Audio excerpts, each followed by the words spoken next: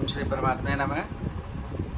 मैं senior professor हरिहृदय Awasthi अपने परम पूज्य गुरु जी प्रातः स्मरणीय वेद, उपनिषद, पुराण और गीता के विशेषज्ञ प्रोफेसर पंडित भगवत शरण शुक्ल जी के साथ में आप सभी का Awasthi Ayurveda anatomy yoga and spirituality channel पर हार्दिक स्वागत करता हूँ।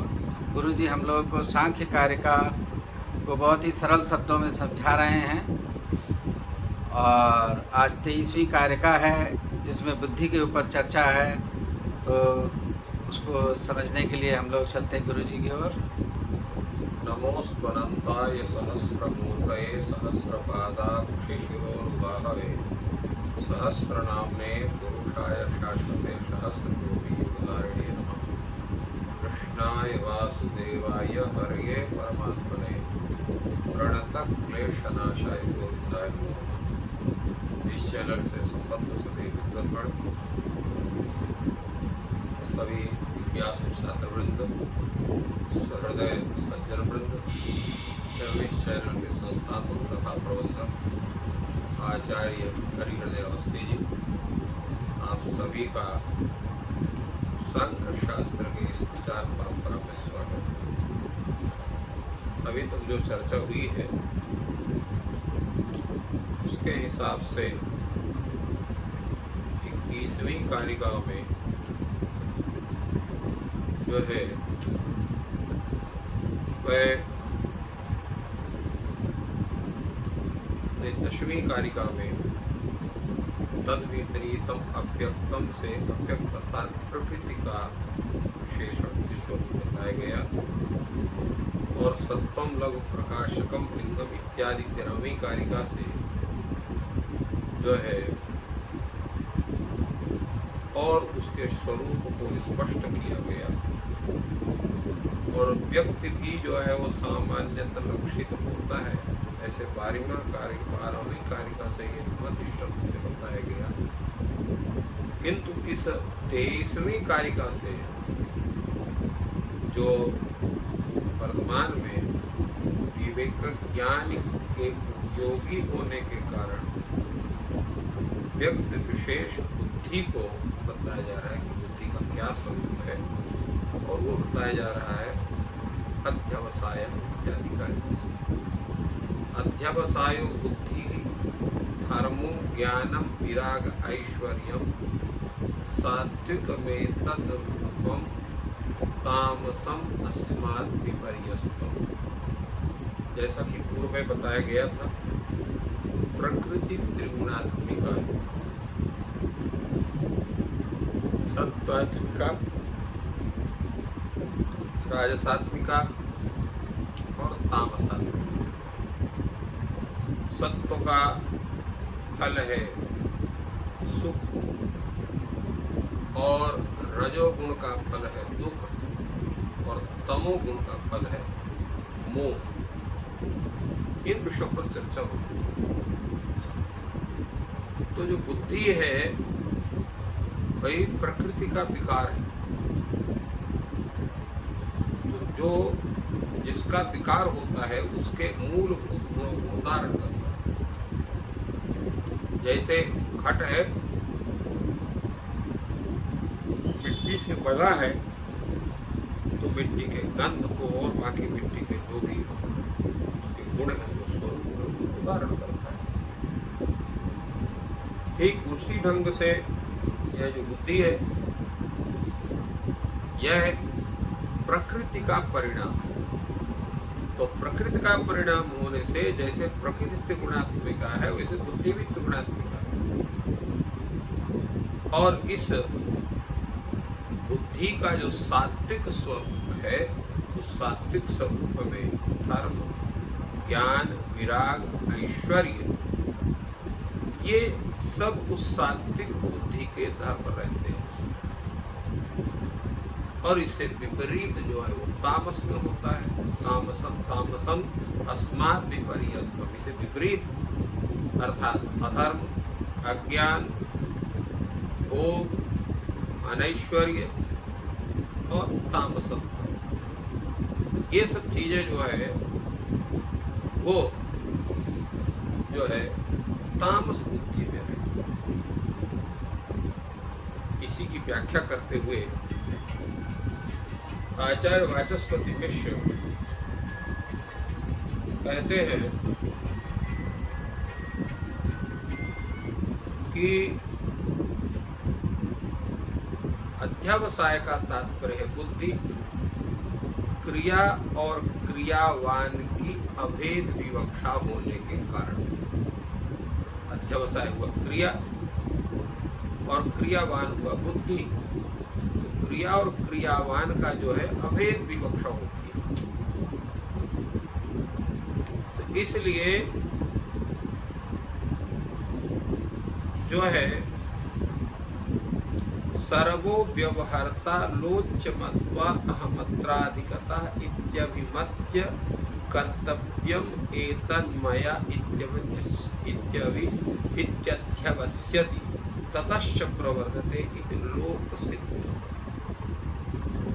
तो जितने भी व्यवहार करने वाले हैं, जो भी व्यवहार करता है, पहले क्या करता है, वो विचार करता है, आलोच्य। सर्वः व्यवहारता आलोच्य, पहले उसकी आलोचना करता है, उस पर विचार करता है। आलोचना करने के बाद फिर मत्वा उसको स्वीकार करता है, और स्वीकार करते कहता है अहम अत्र अधिकृतः, मैं इस कार्य विशेष के सिद्ध करने के लिए मैं इसमें अधिकृत हूँ। और ऐसा विचार करके, ऐसा स्वीकार करके फिर वह निश्चित करता है कि एतत् मया कर्तव्यम, इस कार्य को मुझे करना चाहिए, और ऐसा निश्चय करके उसमें प्रवृत्त होता है। ये व्यवहार लोक सिद्ध है। तो इसमें जो यह कर्तव्य है, कर्तव्य का निश्चय है, तत्र योऽयं कर्तव्यम इति निश्चयः चित्त सन्निधानात् आपन्न चैतन्यायाः बुद्धेः स अध्यावसायः बुद्धेः असाधारणः व्यापारः तदभेद बुद्धि। तात्पर्य ये हुआ कि जब वह व्यक्ति यह समझ जाता है, यह मेरा कर्तव्य है, ऐसा उसको निश्चय हो जाता है, तो ज्ञान के सन्निधान से, ज्ञान के सामीप्य से संप्राप्त जो यह चैतन्य बुद्धि है, इस बुद्धि का यह अध्यावसाय होता है, और उसी को बुद्धि का असाधारण व्यापार भी कह सकते हैं, और बुद्धि के साथ उसका अभेद संबंध होता है, तदभेदा बुद्धि। अर्थात वह बुद्धि ही व्यवसाय के रूप में परिणत होती, तदरूप में दिखाई पड़ती है। सच बुद्धेर लक्षणम, उस बुद्धि का लक्षण वह जो व्यापार है, वह बुद्धि का लक्षण है, बुद्धि का स्वरूप है। समाना समान जातीय व्यवच्छेदकत्वात्, क्योंकि वो करता क्या है कि वह सजातीय और विजातीय, सजातीय अहंकार इत्यादि और विजातीय घटपट इत्यादि को वो पृथक करता है, पृथक करने में समर्थ होता है, बुद्धि का ये स्वरूप। तदेवं बुद्धिं लक्षयित्वा विवेक ज्ञानोपयोगिनः तस्या धर्मान् सात्विक तामसान् आह धर्मो ज्ञान विरागाईश्वर। इस प्रकार बुद्धि को लक्षित करके विवेक ज्ञान के जो उपयोगी, उस बुद्धि के जो धर्म हैं, उन धर्मों को, और धर्म कैसे हैं, सात्विक तामसान धर्म है। कुछ धर्म सात्विक धर्म है, तो कुछ तामस धर्म है। कौन है? जैसे धर्म ज्ञानम ऐश्वर्यम, ये सात्विक स्वरूप है, और तामस क्या है, उसका विपरीत, अधर्म, अज्ञान, अविराग, अनैश्वर्य। तो जो धर्म है वो क्या करता है, धर्म अभ्युद निश्रेयस हेतु, जो धर्म है उन्नति का और मोक्ष का हेतु होता है। अभ्युदय का अर्थ होता है उन्नति, निश्रेयस का अर्थ होता है मोक्ष। इन दोनों को हेतु बनता है वो धर्म, अर्थात उस व्यक्ति की भौतिक उन्नति भी कराता है और साथ साथ उसको मोक्ष प्राप्त करा करके और उसको जो है अलौकिक उन्नति भी कराता है, क्योंकि मोक्ष प्राप्त करना ही परम मोक्ष है। तत्र यागदानात्यनुष्ठान जनितः धर्माभ्युदय हेतु, तो याग करने से, दान करने से, याग आदि का अनुष्ठान करने से उत्पन्न जो धर्म है वो अभ्युदय का हेतु होता है, कल्याण करता है। और अष्टांग योगानुष्ठान जनितः निश्रेयस हेतु, अष्टांग योग के अनुष्ठान से उत्पन्न जो ज्ञान है वह ज्ञान जो है निश्रेयस हेतु मोक्ष का है। गुण पुरुषान्यता ख्यातिर्ज्ञानम, तो गुण और पुरुष की जो अन्यता ख्याति है उसी को ज्ञान कहते हैं। विराग क्या है? तो विराग वैराग्यम, राग भाव, विराग कहते हैं वैराग्य अर्थात राग का अभाव, माने कहीं आसक्ति का अभाव होना ही विराग है।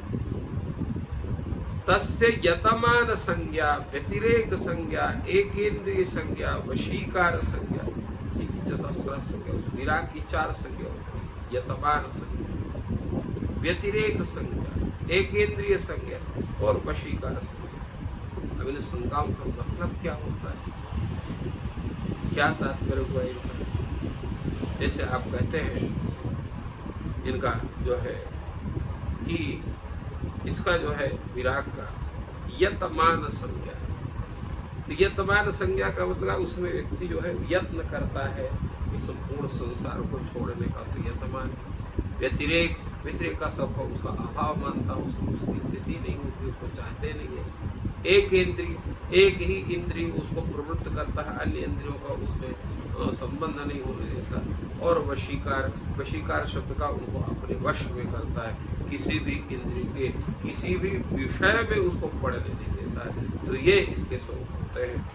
अब ये रागादयः कषायश्चित्तवर्तिनः तैः इंद्रियाणि यथा स्वविषयेषु प्रवर्तन्ते।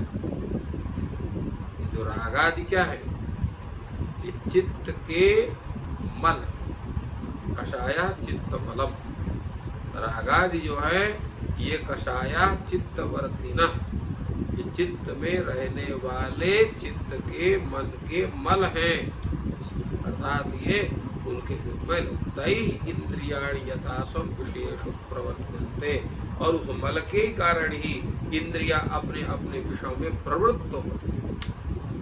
तन्मा प्रवर्तिषत विषयेषु इंद्रियाणि तत्परिपाचनाय आरंभः यत्नः प्रयत्नः यतमानः, तो वो उसमें प्रवृत्त ना हो, उन विषयों में उन इंद्रियों की प्रवृत्ति न बने, उसे प्रवृत्त होने की इच्छा तक न करे।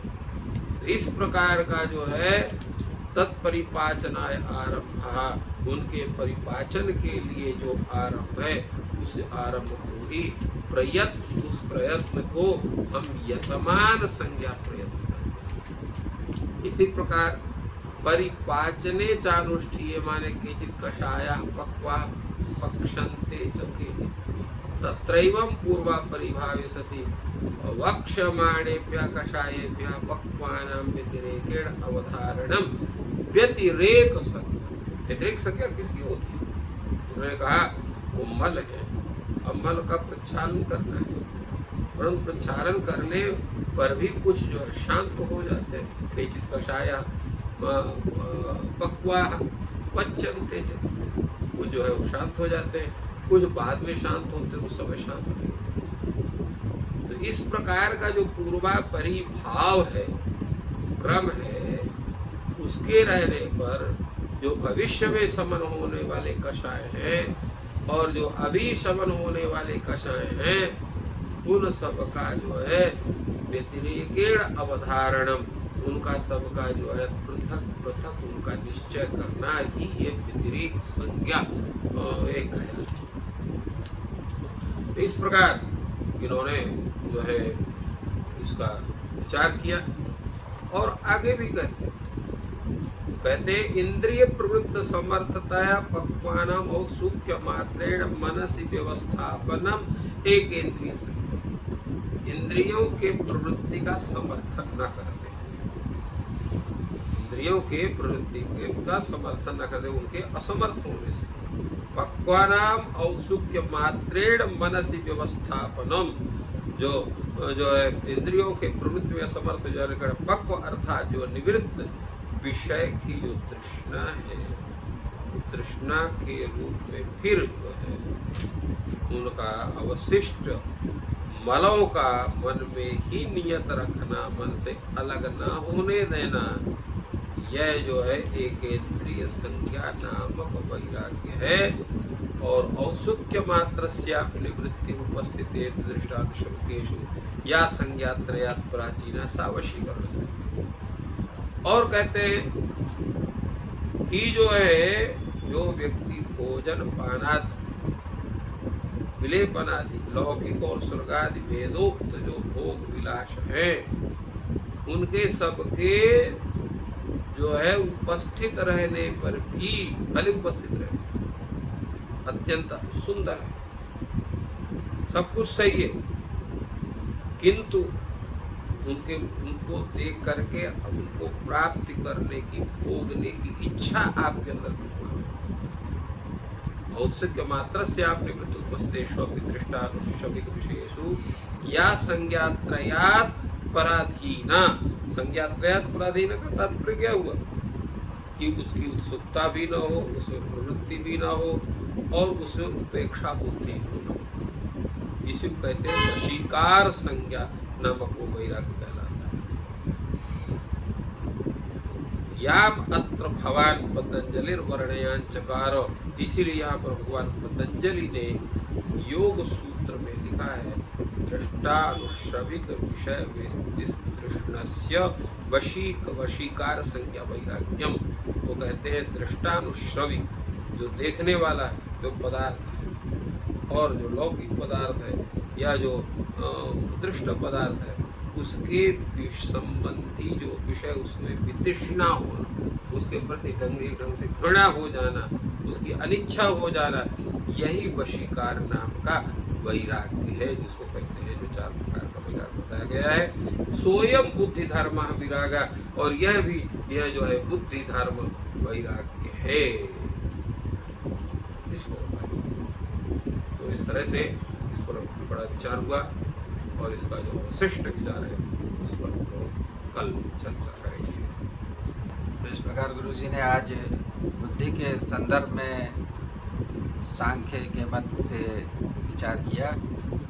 ईश्वर आपकी सहायता करें। आपका दिन शुभ हो।